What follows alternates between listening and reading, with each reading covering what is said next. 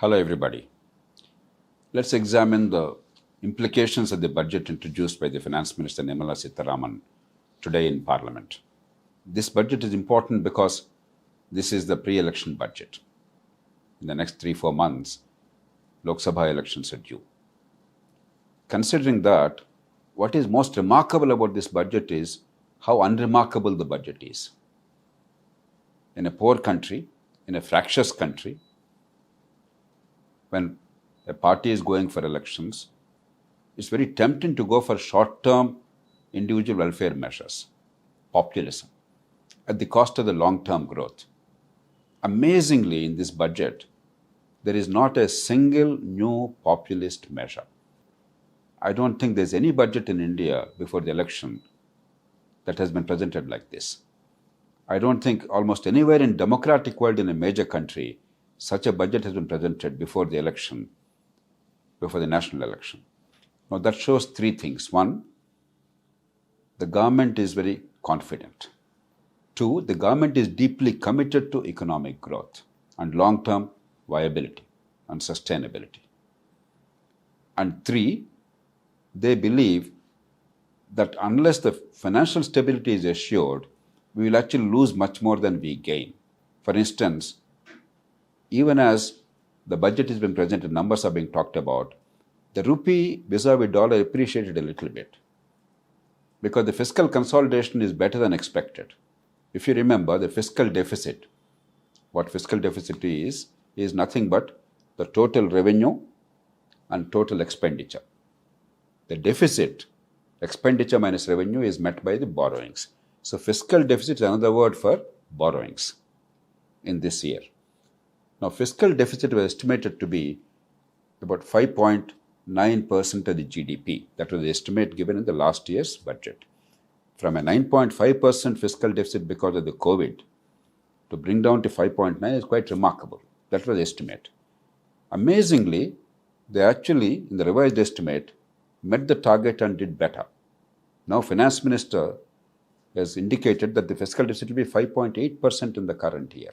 So instead of the deficit going up, expenditure going up out of control, and borrowings going up, actually borrowings are kept a little lower than anticipated initially. And next year, during the election year, if they wanted to spend more money, nobody would have grudged them. But they're actually putting the fiscal deficit estimate at 5.1% of the GDP. The idea is, but within 2 years from today, that is 25-26, by that year, we must come to 4.5% of the GDP as the fiscal deficit. They're well on target. Actually, they will reach it much faster. They'll probably reach 4.3 or 4.2% if they continue the current trajectory. It's a remarkable triumph, even normal times, to bring down the fiscal deficit to that level in a poor country when there are so many demands and resources is quite remarkable. And to achieve that with a record capital expenditure, 10 lakh crores, actually 12 lakh crores of the capital expenditure of the government of India in the current year, if you include also the money that is transferred to the states in respect of long-term interest-free loans, etc. And if you take the public sector total capital investment, it's about 18 lakh crores this year, the current year. Next year, on the 10 lakh crores initially, they've increased by 11%. For some reason, I think sentimental, they wanted to make it 1100 crores or something. That should not be, we should not worry too much about that. But it's a remarkable thing that they actually maintained the capital expenditure and allowed a further growth. Revenues rose in a robust manner. If you see the revenue estimates, how much money the government will collect from the people, it's more or less met the target. So all in all, it's an extremely robust budget, very balanced budget, indicating financial stability, indicating confidence of the government in what they have delivered instead of offering short-term individual welfare measures now newly in order to garner the vote, and indicating their commitment to long-term economic growth and investment. Now, does it mean everything is wonderful? There are a few new things. Quite a bit of emphasis is given to housing. In a poor country, housing both in urban and rural areas is a vital requirement because as people are migrating or as poor people are now seeking better housing, housing is a critical element in combating poverty. It also is something that gives them security. Without a fixed property, a landed asset and a house, you have no creditworthiness. You cannot borrow money. Without the borrowing power, you cannot enhance your financial capacity. So asset building is critical to come out of poverty. It's not enough to put some money into people's pockets. So a lot of emphasis is given in this budget on improving the housing, investment in housing for the poor. The second thing is, we all should be happy. R&D in India is very weak. Despite all our talk, our universities have more or less stopped doing any meaningful research. Many of the national research laboratories, except a few honorable exceptions, they became very weak bureaucracies, not delivering the real thing. So I think the government came up with a good idea. An interest-free or a very low-interest long-term loan to corporates for R&D. So once you don't have to raise resources from your own reserves or profits, if money is available practically free because there is no interest, and you only have to repay the principal, and that too in long term, I think R&D is a very good option. There are many sectors in India where India is globally competitive. Pharma sector is one, for instance, biotechnology. Then there are many other areas where we should compete and do well. For instance, there is a complaint about our software or technology sector that we're only utilizing existing products, we're not developing new products. We're not becoming champions. Maybe this is an opportunity. So R&D, 100,000 crores as a start is a very good amount. And if there is a good offtake, hopefully in the coming years we can increase this amount. This is in addition to the 1,30,000 crores given to states for capital investment. Again, interest-free loans, long-term, 50 years repayment. So practically free money, except that in the account books, it will be shown as a debt, a loan given to the states. Therefore, FRBM is not affected, but it's practically free money. 50 years interest-free is practically free money. Anybody gives you or me that kind of money, we must immediately take it, because with inflation, the value of money comes down, whereas today's value is very high. What are the things that we need to do in the long term? I think first, Nirmala Sitharaman must be commended. Any party, any government must be commended for maintaining fiscal rectitude, fiscal probity. Why? Look at the numbers. Many of us are ignoring them. If you take Government of India's revenues, 30 lakh crores estimated in the 24-25. In the present year, it was 2699 lakh crores, 99,000 crores. That means 26 lakh 99,000 crores or 27 lakh crores. Roughly what they projected in the budget, that's the revenue. This year, 30 lakh crores, maybe a little more we may get. Some people are saying there's an underestimate because last year there was a robust rise in revenue.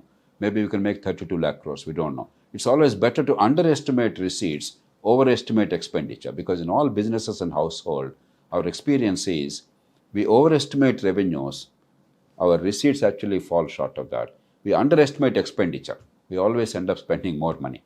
So Finance Minister must be complimented for the past 5 years on the whole, except I think 1 year, she always projected low revenues, high expenditure. It's better to meet the targets and do better rather than estimate high revenues and then perform poorly later.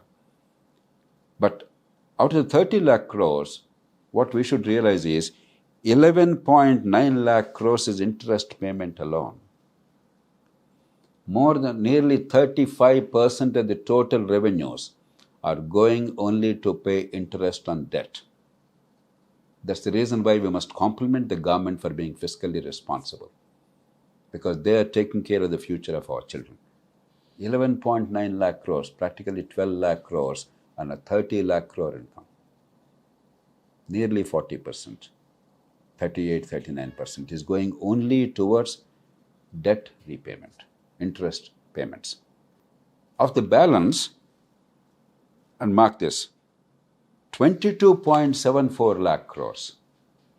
22.74 lakh crores is transferred to states.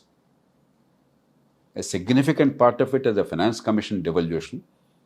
So there's a constitutional devolution in India whereby a fixed share, 40 or 41% of the Government of India's tax revenue, divisible pool of tax revenue, will go to the states. In addition, we have many other transfers. There are certain grants, Finance Commission grants, There are certain centrally sponsored schemes. There are other union government grants. And then there is this 1,30,000 crores of additional money given in order to invest in infrastructure, etc. So all this together, out of the 30 lakh crores raised as revenue by the government, 22.74 lakh crores is going to states. This is important to understand. We are in a very polarized polity. Parties fiercely compete. Each party criticizes and attacks the other. What is the meaning of poverty? That means your resources are always less than your wants. Your wants are always more than resources. And the poorer you are, the more you need to spend on infrastructure to help the poor and to do many things to make growth possible in the future for education, healthcare, etc. If they're all in good shape, you don't have to spend much money in future, just except to maintain. If your roads are excellent, if all natural resources are fully harnessed, if all irrigation projects are over, your drinking water, your stormwater drainage, your sewerage systems are all in very good shape, you only have to maintain them. But if you don't have any of these things, the transport, the ports, the airports, the roads, other things, then you have to actually build them. That is when a lot of investment is required. Now, if all money is going only to the states and for interest payment, there's no money left in Government of India. If you notice, the interest payment of 11.9 lakh crores and the transfers to states of 22.74 lakh crores, together that is coming to 33.64 lakh crores. The revenue is 30 lakh crores. That means already 3.64 lakh crores is the deficit if you only take into account transfers to states in various forms and the interest payments, without a rupee being spent on government employees, even salaries. Government establishment is costing 7.68 lakh crores, salaries and pensions. If you include that, the burden is 42.32 lakh crores. That means there's already a deficit of 12.32 lakh crores. Yes, part of the money sent to states is capital investment. Not all of it is revenue. But still, for the Government of India, it is simply money taken out of the treasury. Once we understand that, you realize how incredibly important it is to be disciplined financially. Because every rupee you spend extra, if you don't encourage thrift, you are borrowing money at the cost of our children. And the government is now trying to reverse that. From a very high debt ratio, they're trying to maintain a manageable debt ratio. And for that, we must compliment them. And yet, they're making sure that the capital investment is a record. Last year's 10 lakh crores plus another 8 lakh crores in other forms, 18 lakh crores public sector investment in infrastructure is a record of all time in the country. Even 10 lakh crores was a record. 3.4% of the GDP is now projected only as a direct investment of Government of India in infrastructure. If you take other forms, probably it goes up to more. It's a very, very creditable achievement. We should be proud. But post-election, whoever comes to power, we must recognize two other big issues. There is a triangle here. One is the financial management. Are we being very thrifty and careful? Or are we spending wisely for the growth of the future? I think the government gets very high marks there, a distinction. But there are two other things we cannot ignore. They may not be merely budgetary issues, but they are about economic growth and India's democracy. One is economic growth cannot be sustained at a high level unless the productivity of the people is high.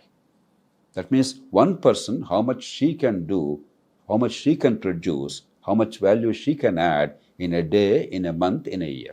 If the productivity is very low, then no matter how many factories you have, your capacity to produce at a low cost, be competitive, to grow the economy will be very limited. Our productivity is very, very low because of two major factors.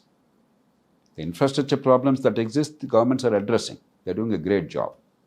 But apart from that, our education is incredibly weak. One of the worst in the world. In the modern world, productivity comes from education and skills, application of mind. It doesn't come from a 10th class pass or 12th class pass or a degree. It comes from real skills, real ability to produce, use knowledge, apply your mind. There we are incredibly weak. We are one of the worst in the world, absolutely at the bottom of the G20. We can easily improve that. More money is not required. Even in TV debates, even today, I have noticed some people saying more money should be spent. 6% GDP must be spent. Of course, more money is always welcome. But what is happening to the money we are spending?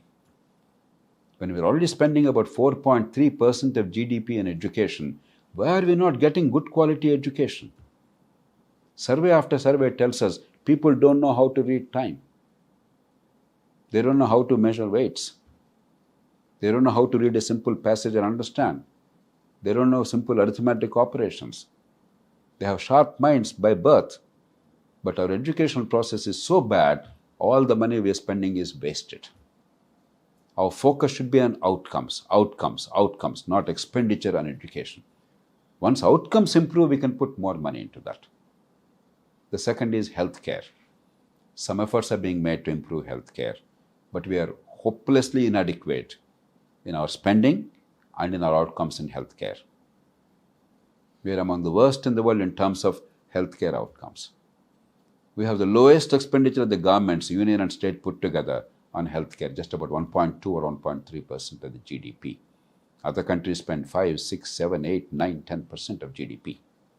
We can't spend that, but we have to spend a little more. We have to make it maybe another 0.5% at least and make it work better, get better outcomes so that there's no out-of-pocket expenditure and the healthcare improves and productivity goes up and people don't suffer needlessly. It's possible to do it at a very low cost, but we have to put more money and we have to do it better. Otherwise, every year, 5 crore people are becoming poor by the end of the year.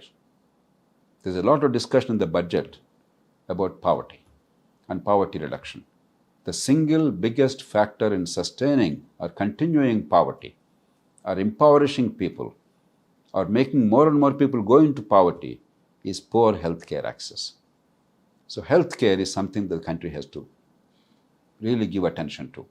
Without quality education and healthcare, even economic growth will stall. But there are other non-economic factors for pursuing economic growth, for ending poverty, and ensuring justice. And that is rule of law. Electoral reform. Today, elections have become a lottery, a business. Telangana spent about 8,000 crores for the assembly elections held recently. Andhra Pradesh is going to spend for the assembly elections due along with the Lok Sabha election probably 10,000 crores. The Lok Sabha election in the country probably is going to cost about 80,000 crores to 1 lakh crores. It's not only the money that is spent, most of this money is illegitimately spent. Once you spend the money illegitimately, you have to recover that. To recover that, you undermine competition, you reduce quality, and you recover 5 to 10 times more money. It affects competition, economic growth, and fairness and justice in the country. The whole country suffers. Unless you improve the quality of rule of law, that everybody gets the same justice quickly, fairly, efficiently, inexpensively. Disputes are settled without gondas, without violence, or without suffering injustice. Unless elections, the money is transparent, not for vote buying, but for actually persuading the people. And honest people can compete in elections honestly and honorably and get elected and make a difference to the country. Unless these things happen, we're always in difficulty. And unless power is decentralized as much as possible, so that people know where the money is going, what the government at the local level is doing, what is happening to their lives as a consequence, unless they understand, democracy will always be very wobbly. Governments can be destabilized very easily. And people can fall for the short-term welfare measures or emotions like caste, region, and religion, or money given during the elections. All these three we see in elections. If we don't do that, we cannot protect growth in the long term. We cannot make a better democracy. So while the financial management of the government is very impressive, I would even say outstanding. If you take away partisan politics, we must be fair. You can give them outstanding ranking. We have a lot more to do to make our country much more robust economically, politically, and socially. All in all, very high marks to the finance minister for a very courageous, for a very robust, for a very responsible, for a very balanced, very mature budget. But I would like to remind the parties in power and those in opposition, no matter who comes to power, please look at the long-term growth of the country, education and healthcare outcomes for the people, not merely expenditure, and a balance between short-term individual welfare and long-term economic growth, and finally, political and governance reform to make our democracy work for our people. Today, a good step, a very firm step is taken in that direction, but let's hope that we will not ignore the forgotten areas.